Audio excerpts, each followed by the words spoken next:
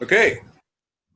Good morning, good afternoon, good evening, everyone. We are here in the first episode of the BRM Brownbag session for APAC region. It's an absolute pleasure to join you from Johannesburg in the early morning. I have two eminent panelists with me, Malini Jayaganesh, who is from Australia. I have Avinash joining us from Delhi. We are too much excited about this episode, but I will ask them to first introduce themselves, and then we'll get this started. So first, going with the ladies first. Hi, Malini. A bright morning. Is it afternoon there in Melbourne? Yes, it is. Actually, Suresh, it's just 2:08 p.m. Right. I was just saying to Avinash a couple of minutes ago, I'm probably more wide awake than both of you. Right. That well, we are into the day. And I'm a practicing business relationship manager. I'm also currently the vice chair on the board of directors for the Global Business Relationship Management Institute, as well as the regional ambassador for the institute in Australia. Excellent. Avinash, what about you? Please introduce yourself. Hey, thanks, Suresh. I think, hi friends, everyone. My name is Avinash Singh. I'm the regional ambassador for India. And I think one thing common in all the three panelists is that we are absolutely passionate about BRM. And that's one of the prime reasons that we are trying to make sure that we give it our best shot to whatever little we know about BRM capability and how we can share it with the entire community. And I think thanks, Avinash.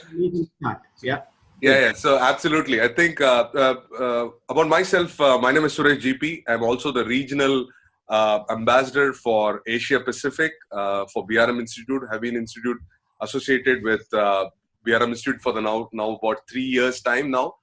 So very excited, but I'm also very happy because both Avinash and Malini were kind enough to join me and say that we need to do something about this community. So let's get the ball rolling, guys.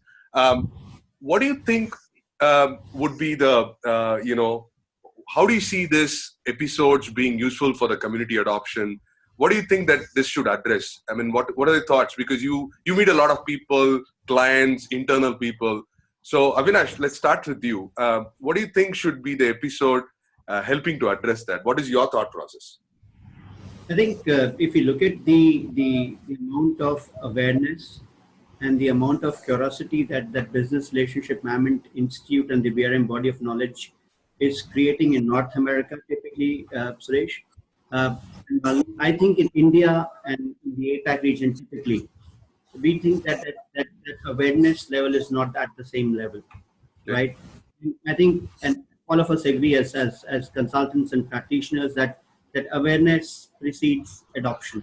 Correct. So I think one of the key objectives for the community as a whole, what we think that the community should benefit from it, and our key objective is that we increase the awareness level about business relationship management body of knowledge, how it can benefit them, and kind of trigger a kind of a BRM adoption mindset amongst the community. I think if we are able to achieve the awareness and adoption goals, I think we'll be definitely contributing to the community, and I think the community at large will benefit from it, is what I can think of. Yeah. Okay, great. Yeah, Malini, what do you think about it? I wholly endorse whatever Avinash has said. I'd also I envisage that this forum will become a platform to shine the spotlight on good BRM practice, because there are a lot of people out there who are actually, doing business relationship management really well. We need to hear from them. We need to hear their stories so that we can all learn from that, from their experiences. We also need a forum to showcase, share stories when things are not going so well. So what are the learnings that we as a community can get from this? And how can we just keep getting better and better at what we do? Because I don't think the fundamental mindset for any professional, not just business relationship management, should be, continuous improvement. Yeah, absolutely. How do we get better? So I see that these episodes will become a platform for that.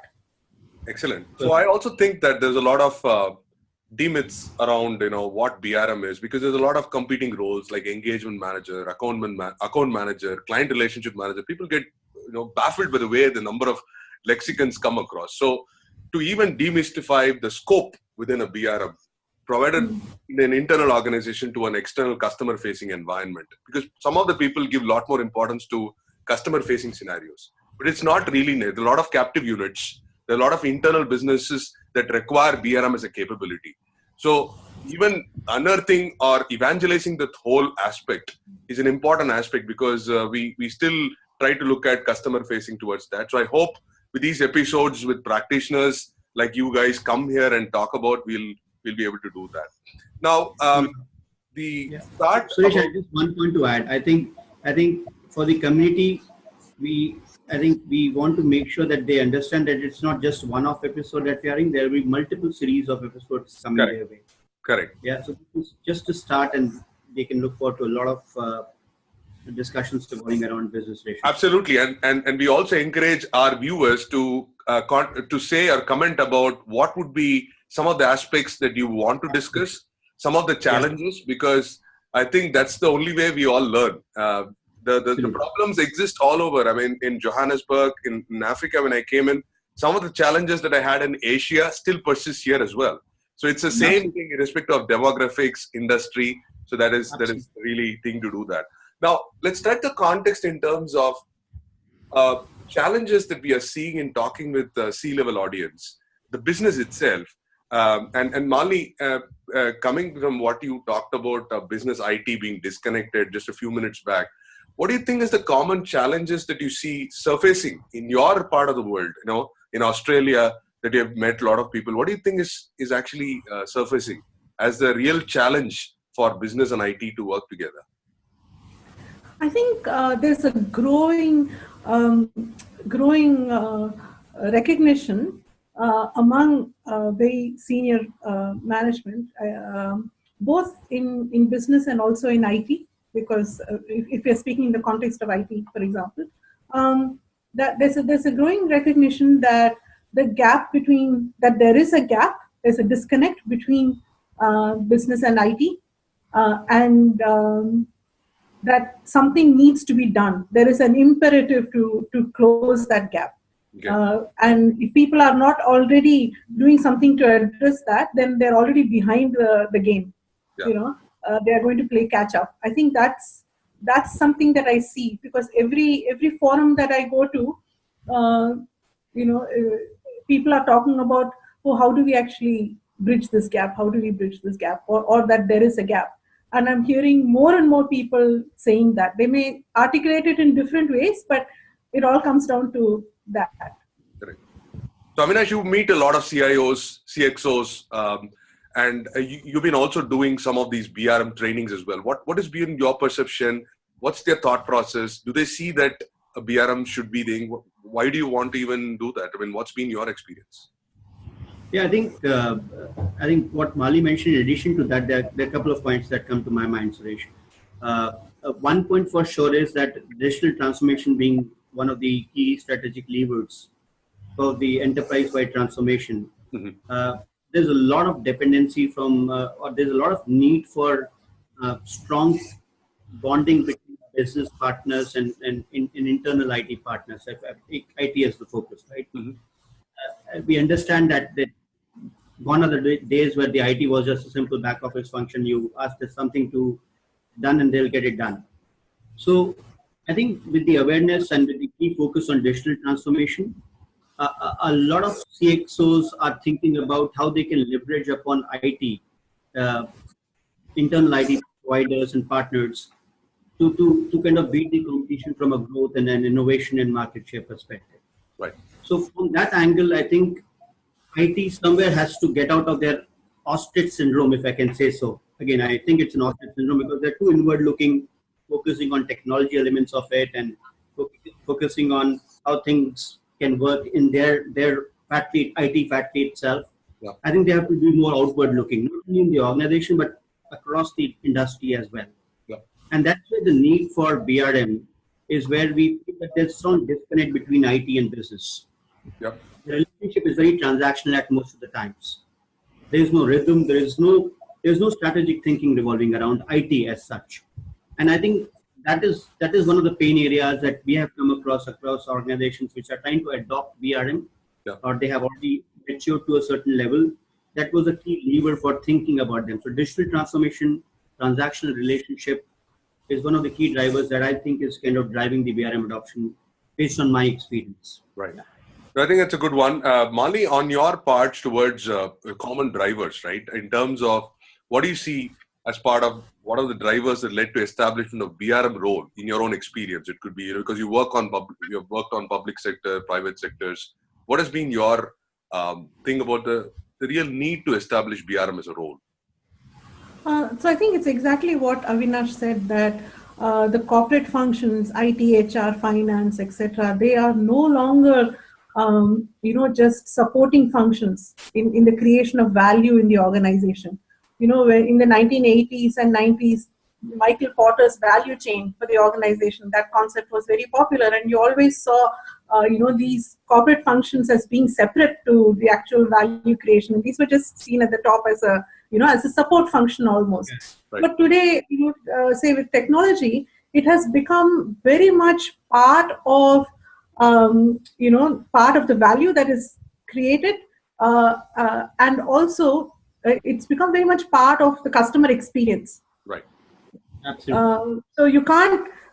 So technology is no longer something that's actually hidden out of sight. Correct. And therefore, I think there's a growing recognition from CIOs and CXOs that technology should actually be very much part of the strategy. Correct. Right? We are no longer looking at a business strategy and then an IT strategy which needs to be aligned. And the three of us have had several conversations about convergence. Correct. That this is the era of convergence. Correct. So I think that's a very valid point to what you said across. And I'm just thinking that, the first episode, we get this one, the time is ticking off to do that. But what I also want is to understand some takeaways from that part. So Avinash, do you want to kind of shoot us what do you think we should take away from this episode? And as Avinash said, this is the starting journey of an episode that we are going to embark. There are a lot of episodes that we're going to give in capsules, but more practitioner focused as well as understand and stuff like that. So we'd really encourage you to do that. But I will hand it over to Avinash to take us on to a rapid fire round to see where we are and what do we need to take away from this episode. Yeah. So I think before moving on to the rapid fire, Suresh, just a couple of points is the subsequent episodes that we're going to have, including this one, right? We want our community to have a minimum of 3 takeaways, which they can summarize and share with their colleagues and their team members and their business partners if they want to. So for episode 1, what I can envision, and I love to know, kind of concur, and I'm sure you will also add on to that, is number 1 is that the need for BRM is a very critical. The need of formal BRM adoption is a very critical element for scaling up the relationship between business partners and internal providers. Is the most important takeaway that I would like to focus on. Right. And then probably how we can go about it from moving it, getting the science of BRM decoded. Yeah. There's a myth about BRM which we want to decode as a part of this series as well. Yeah. Okay. Yeah. So what is one takeaway, Malini, you want to give our audience from this particular first episode? What you would say that if there's one thing that they could pick it up, like what Avinash said, what would be your giveaway for this session for viewers? I think, I hope people who are viewing this, if you're hearing about business relationship management for the first time, I hope you'll actually follow the links that we will put, as part of uploading this video. I guess I hope you'll follow those links or get in touch with any of us to understand more. Because we have really not even scratched the surface of what is BRM and why it's needed and so on. So I hope that this is just a window to much more. Yeah. in the BRM space. Thanks, Malini. My takeaway is, again, this is for BRM, of the BRM, by the BRM. So I would say that, it's about we together as a community build this body of knowledge, right? I mean, it's not just about we're doing it. We are all together to make this happen. So each and every one, a viewer, the panelists, everyone have to contribute to make this really grow big. So I hope that will be what we are envisioning to build this as part of this whole episode. Yeah. So with that, I will also ask Avinash to do the closing and see how we can take this forward to the next things. And just before we get into that, the next episode we'll talk about the role of the BRM itself. We will try to dissect in all corners to see what is the BRM it is. So we will give it small nuggets where we'll be able to absorb, assimilate, and then start appreciating this wonderful discipline. Yeah. So over to you, Avinash. All yours. Yeah, thanks, Suresh. So I think why don't we do it in a very slightly innovative way? We play a rapid fire. Okay. Between the three of us and see what are the three key takeaways that we want our viewers to take away from this particular episode. Sure. So, okay. So, Malini, I'm going to start with you as a practicing BRM at this point of time. And Suresh, please feel free to add on to that as well. This question is also up to you. We'll go one by one. So, Malini, you have to just give true or false as the statement number one, and then give your logic on why it is true or why it is false. So, the first rapid fire question is, BRM is one of the critical differentiators. One of the differentiators in being envisioned as a service provider and as a strategic partner in the eyes of the business partners that we serve within the organization. True or false? I believe it's true, because when an organization actually sets up the BRM capability, and if they're actually assigning specific people to the BRM role, from a business perspective, that's actually the first tangible evidence that something is changing about IT, that they're actually coming and meeting us, where the rubber meets the road. So I believe that BRM is in fact one of the key differentiators between just a service provider and a strategic partner. Perfect. And Suresh, what about you? I think the part of it, one I want to say is that, we still have to be very aware that you don't need to be a strategic BRM. You need to start as a tactical level. And most of the organizations still play around in the tactical things, firefighting, infrastructure, outages, and stuff like that. If we do not prove our worth as part of tactical BRM, there's no way you can gain the trust of the business. So get your act together, do well, be predictable, and then you start doing that. So envisioning or vision is great, but just start with the basics, get the things in order, get your house in order, then probably it's much better to, move up the ranks. That's my perspective. No, I absolutely agree with that. I just had to add one point to what both of you mentioned, which I completely concur to, is that somewhere down the line, the internal providers have to look at themselves as value centers rather than cost centers. Yeah. I think a typical service provider mindset is more of a cost center mindset. We don't generate revenue. So I think let's just keep the lights on, right? They have to think beyond that, is what I personally think. Sure. Good. Second rapid fire question coming your way. Again, we follow the same sequence. Adopting business relationship capability within an organization includes just having a team of BRMs and a designated BRM role within the organization. It stops there. And it begins and it stops there. True or false? I would say it's false. Okay. Like creating a BRM role is actually just the first step. And there's much that needs to happen to support that capability and to enable it to become truly successful. So if you want to leverage the full potential, then a number of things need to happen around that role. And I hope that we will delve into that in more detail in subsequent episodes of BRM Brownbag. Perfect. Thanks, Malini. Suresh, please, your view.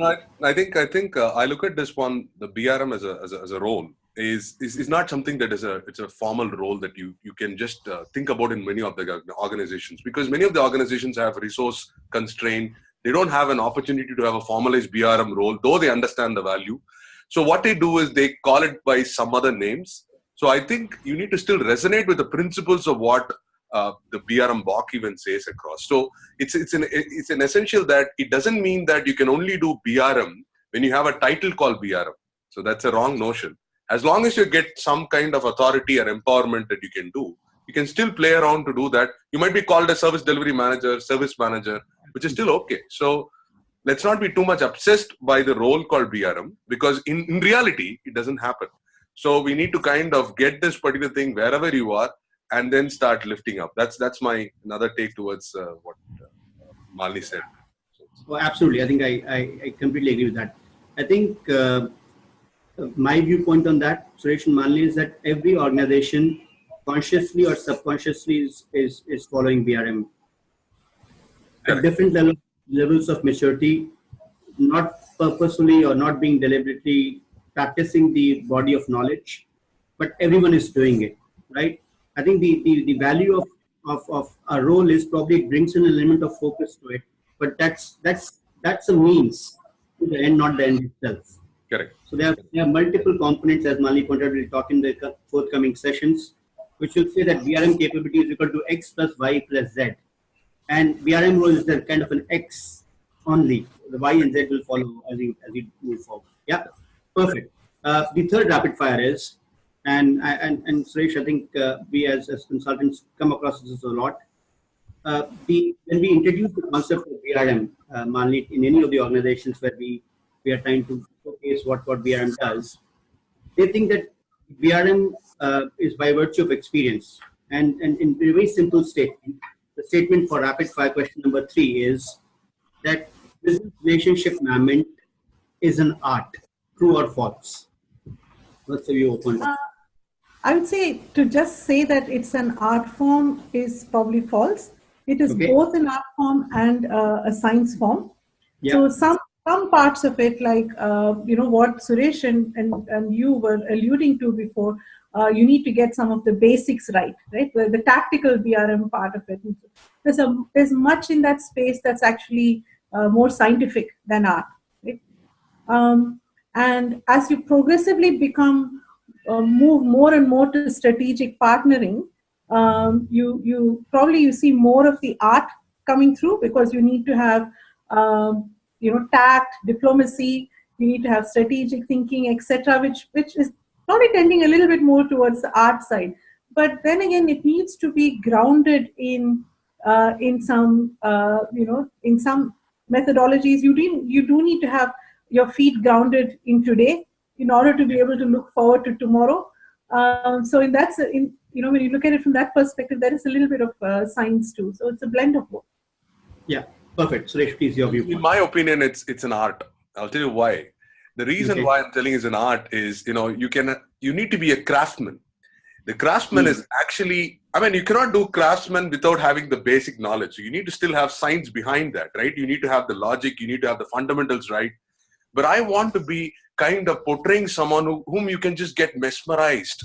So the kind of fashion that the BRM is going to elude is the kind of being an artistic guy. He's so creative, trying to find out ways that you can work together as a team, because it's completely disjointed team. So I really want myself to be an artist where I can think out of the box, be creative, and try to say, because traditional ways have not worked for so long. So I want to put my head and say that I want to be an artist, come out from the conventions, all the things, and then think about what can we make this relationship flourish?